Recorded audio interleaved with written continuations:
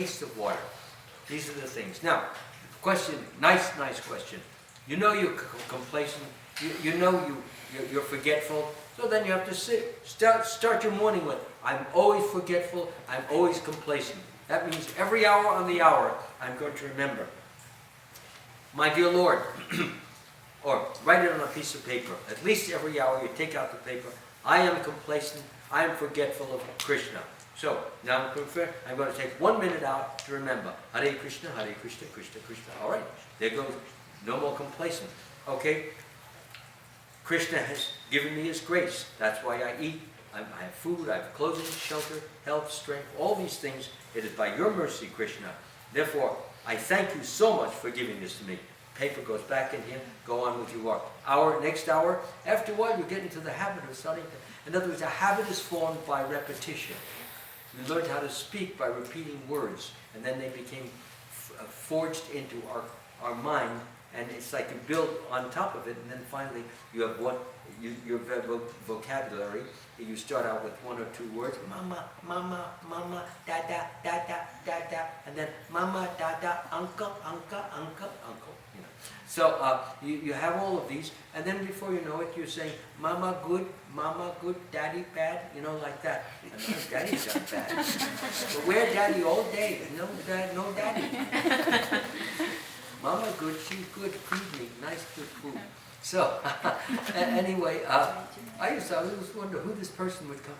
When you're a little boy, and I would be with my mother all day. She's always holding my hand on her lap, teaching me nursery rhymes, hickory dickory dock, the mouse went up the clock, and all these kind of things.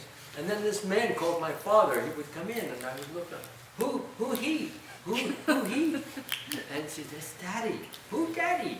She said, he Daddy, you know. He would pick me up and say, "You look like a stranger," because I was with her all the time. So it took me a little while to understand that he was my friend, he was my father, and things like that. We would, as you got older, we would do things together. You know, we'd go sleigh riding together, or ice skating together, or swimming together. You know, then I get to understand that a dad is the person you do things with and you learn things from. And you ask questions of, just as you did your mother. And then he becomes actually a character in your life, as opposed to merely a body that walks in and walks out and he gives your mother a hug, and you wonder why is he hugging your mother? You don't even know him, you know? Okay, so you got the point. Repetition. There was an old saying, if I can remember it, I think it will help you. It helped me.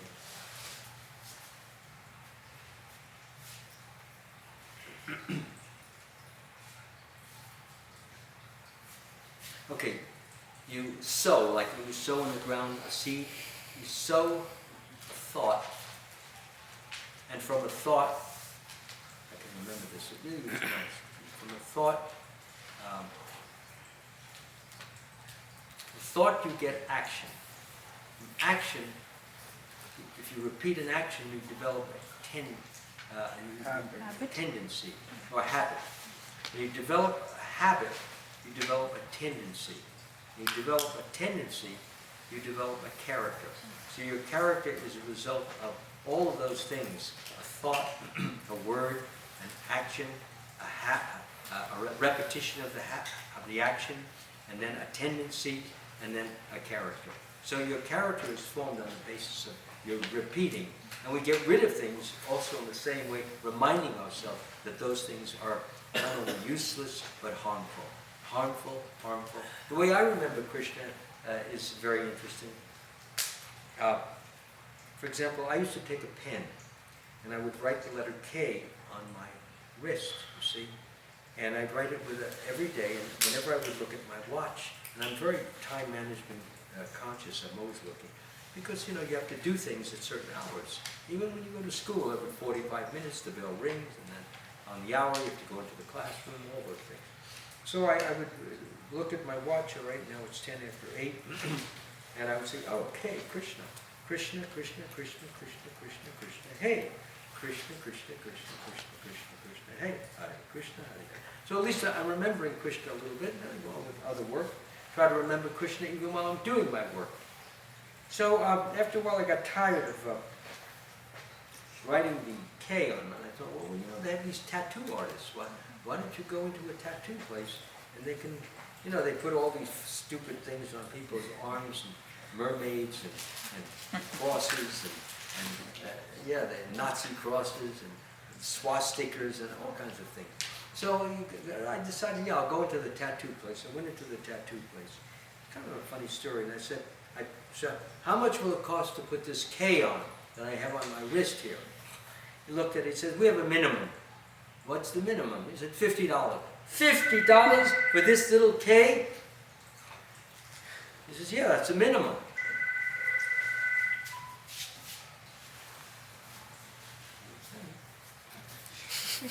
That's the minimum, $50. So, $50 the minimum. So I said, $50? That's a lot of money.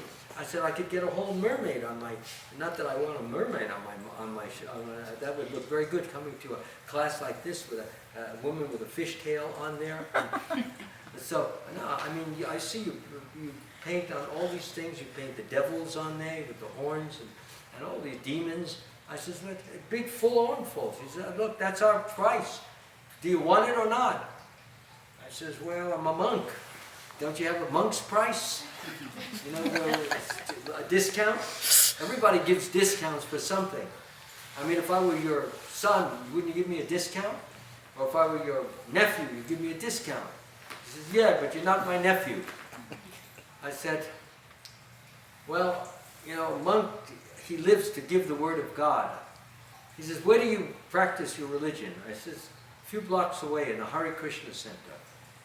He says, Hare Krishna? You're a Hare Krishna monk? I says, yes, right. Look at, I got the little, not a big one, but it's a little one.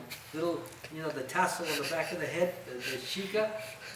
He says, well, you know, my brother, he goes to those Sunday feasts that you have. Your brother goes to the Sunday feasts? He says, yeah, he does. I says, well, then you owe me something. So come on, a freebie. No freebie, I'll give it to you for 40. So if he charged me 40, I paid him. What can I do? You know? So I've got it, yeah, right there. So another thing, I got a subscription many years ago from Time Magazine. So when you subscribe to Time Magazine, you get a watch like this, okay? And it has the word time on it. And what does Krishna say in the Bhagavad Gita? I am. So the watch is Krishna telling me, your days are numbered. It's getting late. It's later than you think. You've only got 5 minutes to live. Think of me. Think of time. Think of Krishna. So I immediately said, Krishna, Krishna, Krishna, Krishna. I didn't die in 5 minutes. Well, that's good. But it could be one of these 5 minutes I'm going to leave. We're all going to leave. No one's going to be here forever. And if we leave thinking of Krishna, loving Krishna, praising Krishna, glorifying Krishna, yearning to be with Krishna, we're going to go to Krishna. You're going to go back home, back to Godhead, and Krishna's going to welcome you with open arms, but you're going to die for his feet, because he's not like me. I can't take the karma. You've got no more karma to take. So you die for his feet, you put your head on his feet and say, thank you for bringing me back home, back to Godhead, where I originally was. Let me serve you now, now, now, forever, forever, forever. All glories to you, my dear Lord. End of class, end of story. Any more questions? Oh, we got one Last more. one. That's good. So Go ahead. this- Because everybody's getting hungry, right? No? Okay.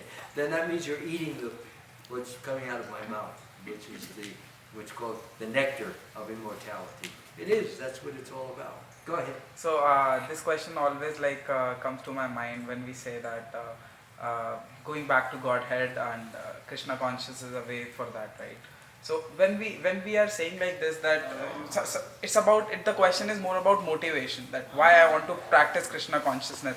Is it because I want to go back to the Godhead, or is it because I want to connect to Krishna? So if we are saying, okay, I want to go back to the Godhead, and I should do Krishna consciousness, then there is kind of a selfish motive behind that. Like I want to do because days are passing, and I want to go to the God path, so I should start chanting I should start practicing Krishna consciousness. So somehow in that automatically a selfish motive is there. That's what it sounds like, but let me, Right, let me right. clarify you. So Okay. You want to go back to Godhead. For example, you can only do a certain amount of service to Krishna here. The goal of life is to serve Krishna lovingly now and forever. That's the goal of life. That in turn brings ecstasy, but that's not the goal. That's what you call a like a, what do you call it? Like a fringe benefit, so to speak. It comes whether you want it or not, whether you care about it or not. But because Krishna is appreciating your love, and he's right beside you inside, he pours upon you his love, and that manifests as ecstasy. But your motive is you love giving pleasure to Krishna. That's your motive. And the more he's pleased, because we owe it to him. We've done so many wrongs, so many sins, so many evils, so many things in so many lifetimes. And yet, look, he gives us the opportunity to come back. He gives us his grace. I so said food and clothing, shelter, all that I already mentioned. And still, he goes on, as if you haven't done anything wrong. That's, what mercy, what kindness. So I owe it to him. So I want to pay back the unrepayable debt. I want to show my love for the infinite love he's showing me. And therefore I want to give pleasure to him. And whatever will give him pleasure. What gives him pleasure? Hear about him. That gives him pleasure. Chant about him. That gives him pleasure. Remember him as often as possible. Read the book about Krishna. Remember his pastimes. That gives him pleasure. Serving his lotus feet. If you've got deities, you take some water and you wash it there and dry it, you know. That gives him pleasure. Praying to Krishna in appreciation, in love and affection, that gives him pleasure. Worshipping Krishna, offering the light to Krishna, offering the fan to Krishna, the handkerchief to Krishna, the water to Krishna, the incense. All these things give Krishna pleasure. Helping another human being who's suffering, he's full of doubts, uncertainty, and he doesn't fully understand. But you understand it completely because you know this person has got his problem because he's identifying himself with the body. He thinks he's the body, he thinks he's suffering, but really it's the body that's suffering. We have to teach him how to disassociate himself with the body and to understand that he is the eternal soul. So, helping people learn that, have real knowledge, you see, and make decisions which lead to something truly beneficial rather than harmful. People are making so many harmful mistakes now because they don't know what is right, they don't know what is wrong. They worship the wrong. They worship movie stars. They worship baseball idols. They worship politicians. And nobody who can give them any fulfillment. And these politicians, they're just movie star. They write their autograph. What does it do? They put it under their pillow and oh, please help me to become a movie star. Movie star. I used to work amongst movie stars, right up close to them. I could hear them, talk to them, and all that. So most of them are all into 4 or 5 divorces. They have no happy marriages. The kids are crazy because they don't know, this mother, go to that father. This one visits, he has visitation rights. This one has this kind of, why is that? Because they're also egocentric, egotistical, thinking I'm great, and then the wife says, no, I'm great. She's an actress too. No, I'm greater. No, I'm greater. Get out of this house. No, you get out of this house. All right, I'm leaving. We'll get divorced. Irreconcilable differences. What is the difference?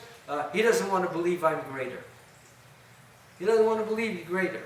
It's a real good reason to get divorced. In the Vedic culture, we learn that you have to learn to tolerate certain things even if you don't like them. I don't mean sins. I mean disagreements on, you're buying a house. Okay, wife wants the wall to be brown. Husband wants it to be cream color. So they start arguing. No, I want it brown. No, I want it cream colored. I want it brown. Okay, so that's why concept of different colors came now. Huh?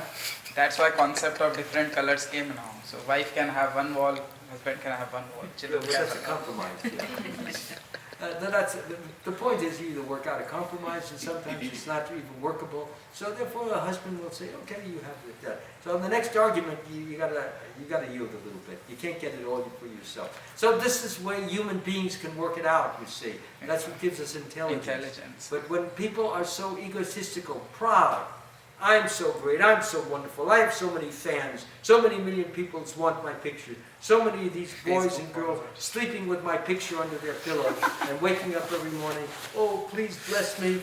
Bless, what kind of blessing? Let make me a movie star? Madness, insanity. Prabhupada said this, the whole world is insane, they're all crazy. They're worshipping false gods. You see, just as they did in the ancient Egypt and the Greeks and the Romans and useless. That's why we have with one God. Krishna has many names, and if you give yourself completely to Krishna, He will take care of you. So therefore, we have something very, very, very, very precious, very, very valuable, and we should take full advantage and use it, and not waste our human life, because we never know when you're going to die. Anytime it can happen anywhere. We shouldn't think because yesterday we lived, day before we lived, month before we lived, year before we lived. It seems like we don't live forever, doesn't it? Because we're always living. But no, right now as I speak, somebody's just dropped dead. 10 just dropped dead someplace else. 100 dropped dead someplace. But it doesn't seem like it because I'm going on day after day. But then you go out and see all the stores, they open up, then 5 years later, a new store replaces them. And then 10 years, another store replaces. It's always happening. Changes are going on. You look at the tree in the springtime. Beautiful, green, bright. They're gorgeous to look at. The flowers are there. And it almost seems like it's going to last forever because it's there the next day the flower, the next day the flower. And then, after a month, the flowers to change the color a little bit. The white blossom, now it's starting to become yellow. And then it started to droop. And then it started, boom, on the ground. And the leaf, they become green. And then they got light green and yellowish green. And then kind of brownish green. And then boom, on the floor, dead. But for a month or so, it seemed like it was going to stay forever. That is the illusion of material life. It makes us think that everything's going to stay forever. And that's why we don't think that we're going to die. But we have to remember, we are going to. So let's make hay while the sun shines. That means let's make every moment count. Let every moment be meaningful. Every moment dedicated, devoted to Krishna. And the more you do that, the more He will make arrangements for you to give more time for His glorification. If you want that, He will help you. If you don't want it, He won't help you. Everything starts with your desire. Okay? I think now we've had it. Right? Thank you so much. You've been very kind. Really been a pleasure. It's a pleasure being here. I hope I have a chance to speak a little more tomorrow to you. I hadn't planned to do this talk, by the way. I had a completely different talk planned. But sometimes you just have to go by the vibrations that are being sent out and to work with those vibrations. And I felt that this was what Krishna wanted me to say to all of you. Many of you are not even thinking about Krishna or chanting His name. And I felt that that's most important. I hope at least starting tomorrow, you'll wake up and you'll start chanting. You'll do what I said. Jump out of bed. Be glad to be alive and use your life to recognize and to thank Krishna for the mercy that He's given you for another day, to think about Him, to share Him with others, and believe me, He will be so happy that you do that, and you will be even happier. Okay? Done. Hare